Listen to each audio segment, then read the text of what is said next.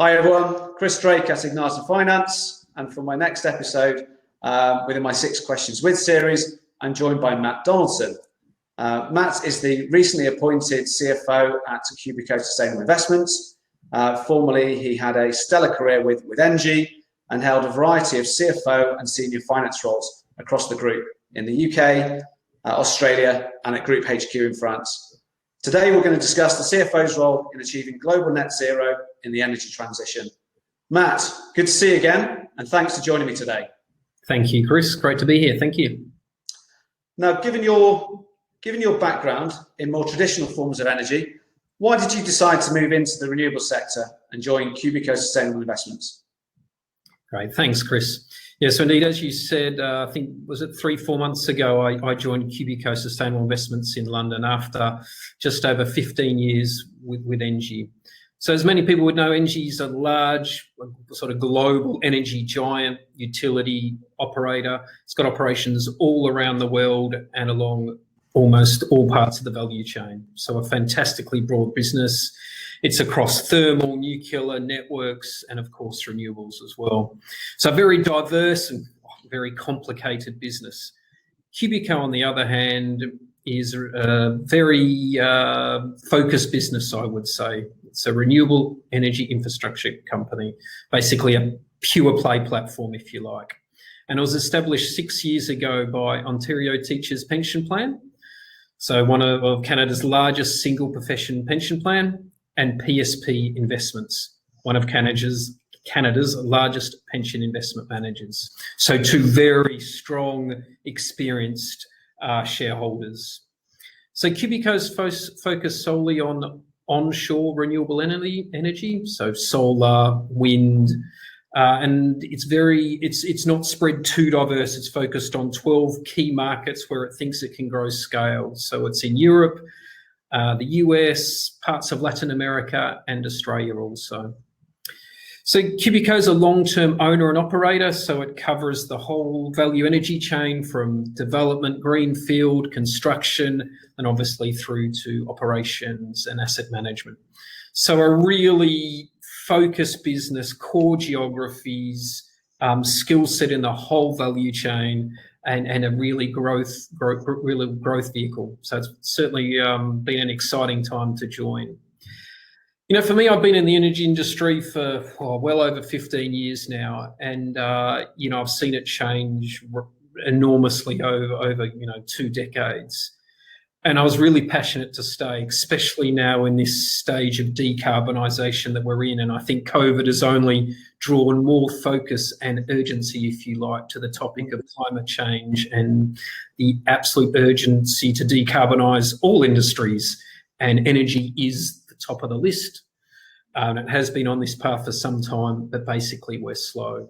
And I was reading over the weekend, actually, that Bloomberg New Energy Finance released an article mid-year saying we need something like 90 trillion US of investment by 2050 to get close to net zero. So that's a number I can't even fathom. And you know, this is what we have to do to achieve something close to net zero, to at least start to mitigate some of the effects of climate change. And as many would have seen this week, the UN scientists came out with the IPCC report that said 1.5 is we're really on track for it, and we have to do something massively urgently to at least try to slow things down before we can start turning the ship around. So I think it's the urgency of the topic. It's on the front of newspapers. It's everywhere. So for me, it's been a big passion of mine, and that's why I was really keen to join a player like Cubico, which is solely focused on net zero solutions, as I said, across the world. I mean, I do think in this industry, I mean, 90 trillion is a huge amount of money. So there are roles for everyone, from the utilities like Engie to the developers to the IPPs like Cubico, and of course even the oil majors transitioning and many more. I mean, we're going to need so much investment to get even close to achieving net zero. And so I've been with Cubico for 3 months. It's been a fantastic start, and you know, I joined it for a few reasons. As I said, it's a growth platform, and I think what really helps the growth platform is when it's really focused, You can have growth platforms when you're spread very wide, very thin, and we know that that can be very difficult. But when you've got a really focused strategy, a focused direction, we've got about 250 odd staff around the world, all focused on one thing. That can be a huge advantage. Of course, being a new player, we're unencumbered by legacy asset. We don't have coal plants to close. We don't have old systems to manage. So it does mean that we can move very quickly and sharply. And that's really proven in the way that Cubico has been able to execute really effectively transaction, because we can just move so quickly. And of course, as I said, we have the backing of two very, very large supportive Canadian shareholders who have a very long history of successful and sustainable infrastructure investments all across the world. So it's a very good partnership. You've got a nimble sort of 250 people Cubico platform supported by, such strong shareholders. And I think now that I'm on board, I've been certainly impressed by the talent of the teams, both in London corporately, but just as importantly, that the local teams within the assets, which really know the market, know our customers, and are, fantastic teams and really talented and passionate in what they do. And of course, we have a really clear strategic direction and objective that we want to do, and I think that just means we could all charge ahead in the right direction. So it's an exciting time to join. Absolutely, it sounds like a fantastic opportunity to really make a difference. I agree. I think this week's climate report has only served to further highlight the urgency needed. I also came across an opinion piece last week by Michael Lewis, Chief Exec at E.ON, who made the point that carbon neutrality by 2050 is just a pipe dream unless a large number of really brave and radical measures are taken in the next decade. I think from a CFO perspective, I'm really sort of heartened by the CFO Net Zero Statement of Support, which is part of the Accounting for Sustainability project. And I think that really highlights the importance of the CFO to meet the challenge. The switching to a practical perspective, what are the key considerations that the CFO should factor into the strategy and business planning process? Yeah, thanks, Chris. So at Cubico, of course, strategy is the responsibility of the board, of XCOM, and indeed the whole business. But in Cubico, the CFO looks after the strategy team. So actually, we're just about to launch our strategy process, sort of going into this year's business plan and into next. So a super crucial exercise. And I think wherever the strategy piece sits in an organisation, I think the CFO plays a key role, and in a few areas, I'd say. So, of course, all strategies will be, starting with what are the macro trends, and I think we've articulated what ours are in our energy sector, and they've been known for some time. But I think where the CFO can play a particularly important role is stakeholder engagement. I think, being the finance function and team is engaged with a lot of externals. So whether it's banks, rating agencies, we're actually heavily getting a lot of information from insurers at the moment. We've obviously got the big four advisors and audit firms who see a lot out there and actually are quite active in the renewable energy space. So actually we get a surprisingly amount of detailed market intelligence, projections, economic forecasts, which is such a useful, enriched data source. And I always find when we're preparing a strategy to try and get external information to enrich your own internal thinking, it's very powerful. I think we would all agree no strategy will be successful if it's just internally generated. Mm-hmm. So I think the CFO shouldn't lose track of the amount of external touch points they have with so many areas of stakeholders that they can make a real contribution, and we've already started that in Cubico, and it's been fascinating. I think the other thing I've found interesting, certainly at Cubico, and what we want to strive to do what I found at Engie and what I think we want to strive to do at Cubico is just making sure that we really match what we're seeing in the external world with our internal capabilities and sort of competitive advantage factors. I think, a successful strategy is really bridging and matching those so that we're seeing where the macro trends are, we understand the market, and either we have capability there or we have the plan to build it, and a very realistic plan of what we can build up and what time frame.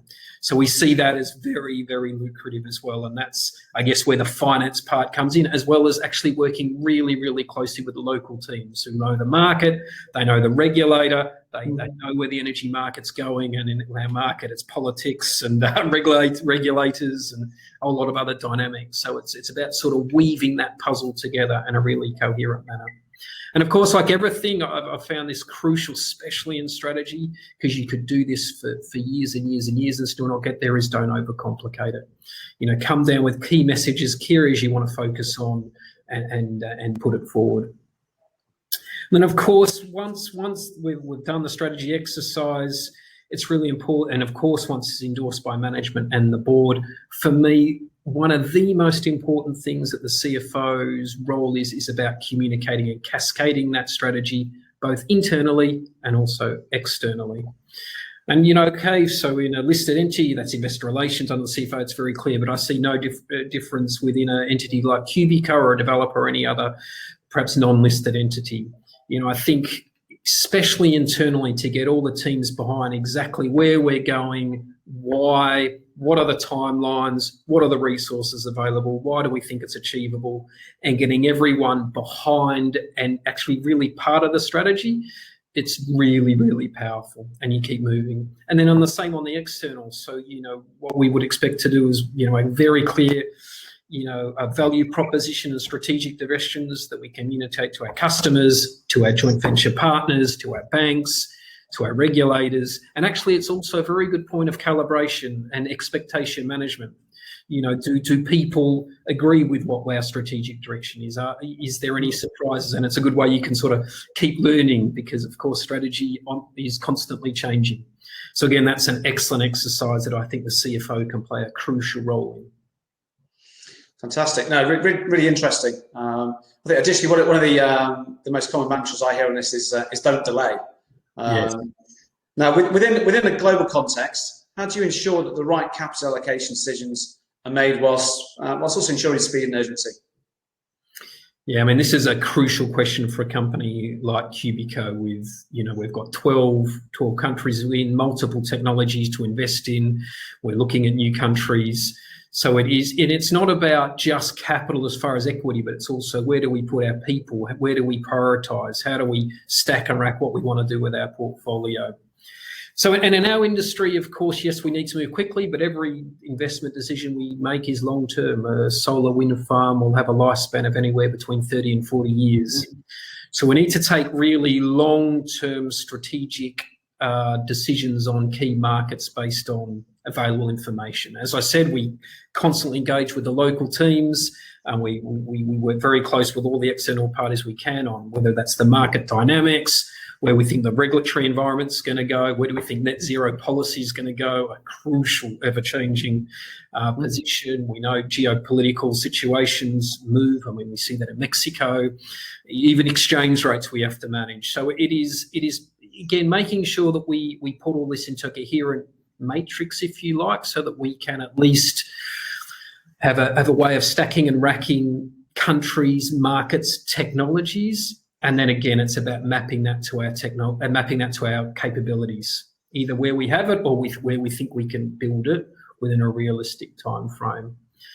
And I would say, along with that, we want to be brave. We want to make sure that there are a few markets that we want to take big bets in. We think the US is growing. Absolutely, that's where we want to be. We see these key markets. Yes, that's where we want to grow. So I think that's how we do it. I think the other important thing is when we're looking at capital allocation is not to just look at the financial metrics. I mean, we look very closely at the ESG, the ethics, the safety environments, whether it's an asset or a market. So, and again, I've always found the CFO's voice very powerful when it comes to a very financial discussion, and it's actually the CFO says, yeah, but what about the safety standards of this country? What about the ethical situation of doing business in this country? Is this really somewhere we want to be? And why are we sure that it's going to meet the requirements of our values? And again, it's part of that ongoing dialogue with the ExCom that we lay all this information down. We know it's imperfect. As you said, we can't delay. So it's about getting what information you can down, but having a broad discussion that just isn't about financial capital allocation. It's about resource capital allocation against metrics that's not just financial, but it's ESG also. Mm-hmm. So I think that's super important. And then the other layer down then is what we look like in particular is then timelines. What do we want to do when? There are certain markets that will want to move quickly, so we'll look for M&A opportunities. There are certain markets where we'll actually look at more greenfield development, which has a longer build-up but can be far more profitable.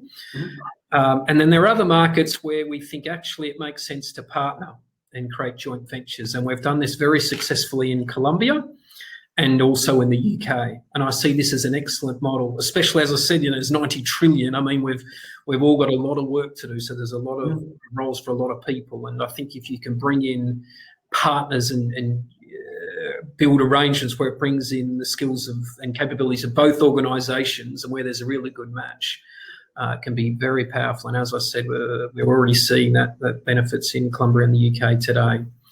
So, capital allocation is core to all CFOs. It's something that we look at regularly. But I think there's no rule set. It's not an easy decision, and it takes a little bit of judgment. But I think for me the key is look outside just the financials.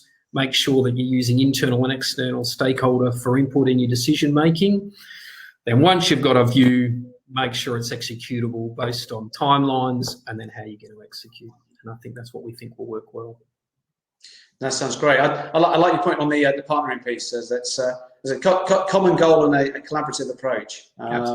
Absolutely. Just on the financing side of things, to reach the net zero target, what financing is available and what would be recommended? Yeah, good question, Chris. So, I mean, we're sort of touching on some of it already. I mean, I think, as I said before, partners are a big part. So actually, Cubico was originally established to be, I think with the intention of 100% own over the whole lifespan, because, as I said, we have the capabilities to do from construction development all the way through to operation. But as there's so many opportunities out there and so many players, I think partnering with people become more and more prevalent, whether it's partnering with a local player, whether it's partnering with a local pension fund. There's multiple avenues to bring in new equity. And I think, we're seeing the utilities, of course, expanding and wanting to do more and more and more. And the targets have been doubled, I would say, by almost all of the European utilities. We've seen the pension funds and the infra funds getting more and more active. And of course, the oil majors, I would say, have only started. So I think that's a huge role to play as far as the company side. I think we're seeing lenders be far, far more active. There's a growing green financing arm in the market now that's, I think, still got a huge distance to go. And actually, sometimes it's difficult for businesses to keep up with the bank demand. So I think that the banks are there. I mean, at Cubico, what we want to build is a really strong network of lenders globally. We find it's a very good collaborative arrangement with really strong lenders, both at a corporate level, but obviously locally with our project financing facilities. There's some really innovative financing out there, and it's getting more and more sophisticated. There is ESG loans are starting to get a lot more common within the market, sort of RCF, ESG linked, or even sort of at a project level area. So again, this is all around the same, lenders and companies working together to have a coherent direction on, we're focused on decarbonisation here, but a general move to ESG. And eventually we will see far more liquidity and better pricing, no question. And it's just a matter of time. So I think the banks have a huge role to play as well. And then, of course, in our sector in particular, the governments and the regulators do have to play their role. I mean, we make 40-year investment decisions based on a market and a regulatory model that's in place. It's really about ensuring that governments work closer with business to create that investment environment. And each has a dual role to ensure this 90 trillion is delivered and the solutions are delivered. And of course, we are all incentivized to create low-cost energy, and it's been proven renewables are low-cost. Batteries will come down even further, and once you confirm and make 24/7 green energy, then that's a real game changer. So it's just about the governments and the regulators creating an environment, whether that's a market or a policy, that really supports the investment and ultimately ensures that the customer gets green energy that's affordable. And that's the key. It's affordable green energy and making it reliable. And I think if we all play our role, the companies, the banks, the governments, the regulators, we've got a chance. But of course, I mean, as you said, we're probably already a decade behind. So we've got to get moving, and our hope certainly Cubico is, that hopefully COVID is a real shock to everyone that, there's urgency here and that, things can change rapidly. So we are running out of time. We need to move. Yeah, absolutely. Well, as you say, a staggering amount of investment required. It sounds like there's lots of potential sources for investment, and also that the appetite is there, and hopefully that will only continue to be so as well. So looking at the performance side of things, what metrics should be measured to track performance and progress? So, I mean, the first one, probably all CFOs would always say this is value creation. And at Cubico, we have a very, very good process on measuring and monitoring value creation. So I think that's the first focus. And of course, constantly looking at your portfolio. We're in 12 countries. We're constantly looking at how we can optimize what we have, where are our synergies, what can we do better, what can we in-house, where's our technology improvements, where's sort of our organic growth. So I think that's where we start. But again, and I'm probably repeating myself a little bit, but for me, it's not just about financial in a way. That's the end. So we spend a lot of time on, what's our safety metrics, what's our performance, what's our safety performance of our partners, what's our energy yields, where do we see prices going, what are the other metrics we should be looking at. So that's obviously your sort of leading indicators where we spend a lot of our time. Of course, we look at cost. I mean, like any other business, we have a strong focus on both the project level cost and the G&A. But equally, we have an excellent system here to really look at performance initiatives and track initiatives and make sure that we're, this isn't just about cutting costs. It's about actually working together and creating value. And if that means making an investment in an area to get a payback, then that's absolutely what we're about. So I think it's creating a performance environment to track, monitor and reward, where we can create value, then that's crucial. And then the other thing I've found useful, and to be honest, we are still bedding it down at Cubico, is then always having a look in your mirror and comparing yourselves against your peers. Okay, our peers are imperfect, and there's no perfect match for Cubico, like there is no perfect match for many other entities. But you have a peer set, and I think we find it very useful, especially in our market, which is growing so rapidly, just to every year or so, just have a look in the mirror, compare to our peers. Where do we think we are on sort of cost metrics, yield metrics, performance metrics, growth? Are we where we should be? Are we missing anything? Is there anything we can learn from our competitors? And, in this globally connected world, I think, we can all learn from our competitors as we can learn from our customers and our partners. And for me, that's a really important loop in the performance process as well. And we're about to launch that here. Fantastic. No, absolutely right. And final question, how can company culture increase success in this area? Yeah, I think culture's the big one and very, very close to my heart. And I've been super impressed with Cubico's culture. Actually, from even before I started, had a very strong reputation in the market. I think where does culture come from? I think where it starts from is having a well-articulated, focused vision and strategy. And I think, as I said before, I think Cubico's so focused, 250 plus people around the world focused on one thing and one thing only, very clear messages to our customer. I think that really helps create a culture and, if you like, a movement that we're all heading in the one direction. We're all moving in this direction, and we know why. Mm-hmm. And I've been incredibly impressed with how, the depth and the diversity of our local teams and how well understood when I've talked to our teams in Mexico or Australia, in Spain, all heading along exactly the same direction. So I think that sort of sets the framework, if you like, for the culture. But then what really makes the culture is your values. And, and that's really about what you do on a day-to-day basis and really living by your values and quite simply doing as you say, which is obvious, but actually it It's not always the case, that's for sure. So at Cubico, I mean, we live by 5 values. It's an acronym of DRIVE. So diversity, respect, integrity, value creation, and excellence. And I think if all of our 250 staff and the board and the ExCom and everyone leads by these and really shows and believes in it, I think that clearly has a huge impact on culture, and that is what I have seen in Cubico in my short time here. So I think really values is one thing, they can be written on the paper, but actually living them and really believing them from the very top of the board down to the people out at the wind farms and the solar farms really creates a really strong ingrained culture. And of course, treating people fairly, challenging them, rewarding their successes, creating an innovative culture come with it also.